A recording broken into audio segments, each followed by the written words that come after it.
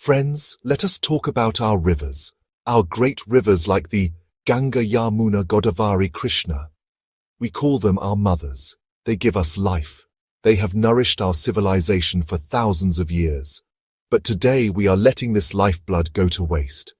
Every monsoon our rivers swell with pure fresh water. This is a gift from nature. What do we do with this precious gift? We watch silently as trillions of liters journey to the coast. They merge with the vast, salty sea. Once mixed, the water becomes saline and unusable. For drinking, for farming, it is lost to us forever.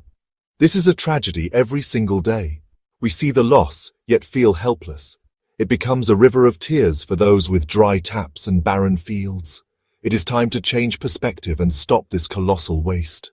What if I told you there is a solution? Simple, smart, affordable, no massive budgets, no complex technology. River water harvesting.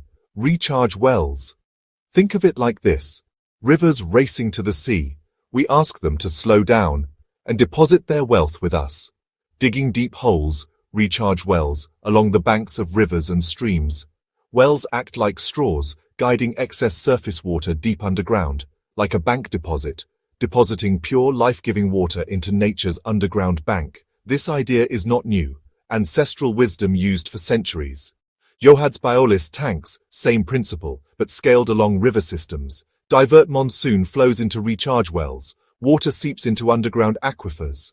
Aquifers, vast subterranean reservoirs of rock and sand, stored safely beneath our feet, safe from evaporation and pollution, working with nature, not against it. When we start channeling river water underground, something magical begins to happen. The primary and most important effect is the rise in the groundwater table. Think of the ground beneath us as a giant sponge. For years, we have been squeezing this sponge dry by pulling out more water than we put back in. By sending river water into recharge wells, we are helping this giant sponge soak up water again. The empty spaces underground, the aquifers, begin to fill up. Slowly but surely, the water level starts to rise, bringing it closer to the surface. For our farmers, it is a miracle. Wells that were dry for years start to have water again, not just for a few months, but all year round. This means a farmer is no longer dependent only on the monsoon. He can now sow a second crop, maybe even a third. His income can double, or even triple. His farm, once brown and barren in the summer, can now be green and productive. This also brings down the cost of farming as he no longer needs to spend a fortune on electricity or diesel to pump water. Our homes and villages get a reliable supply of drinking water. The hand pumps that had stopped working spring back to life. Women and girls, who often bear the burden of fetching water from distant sources, are freed from this daily drudgery. This is not just a theory, it is a proven success.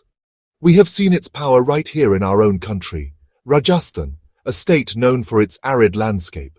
In Alwar district, people revived their dry river, the Arvari. They built thousands of small earthen dams, johads. Johads capture rainwater and allow it to seep into the ground. As a result, a river dead for 60 years began to flow again. Now, Maharashtra, Hiwari Bazar. This village was once drought-prone. People were forced to migrate. Then, under visionary leadership, villagers decided to take charge of their water. They implemented contour trenching and built check dams to harvest every drop of rain. Today, Hiwari Bazar is an oasis. Groundwater levels have risen dramatically. Hundreds of wells are full of water. Their story shows that when a community unites for water, it can rewrite its destiny. The Pani Panchayat movement, another shining example. It promoted equitable water distribution and groundwater recharge. More recently, Telangana launched Mission Kakatiya to restore traditional irrigation tanks. The initiative revived agriculture and provided water security to millions. Internationally, this idea has been implemented with great success. These examples from India and around the world all tell us the same thing.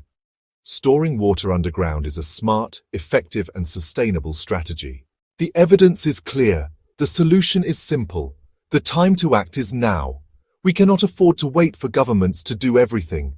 This is a movement that can and must be driven by the people.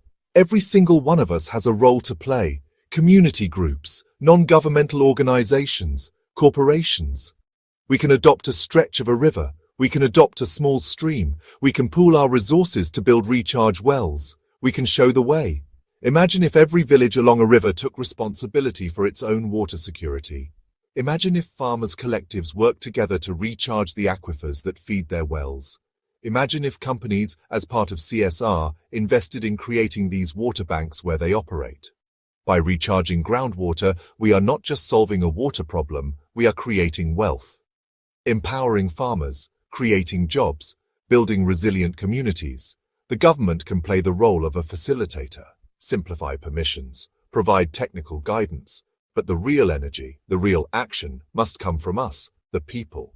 We need to start a national conversation about this. Share success stories from Rajasthan, Maharashtra, Telangana. Use every platform available to spread this simple idea. Save river water, recharge India. Let this day be a day of resolve. Let us pledge that we will not let our rivers cry themselves into the sea anymore. This is not a dream. It is a reality waiting to be created by our own hands.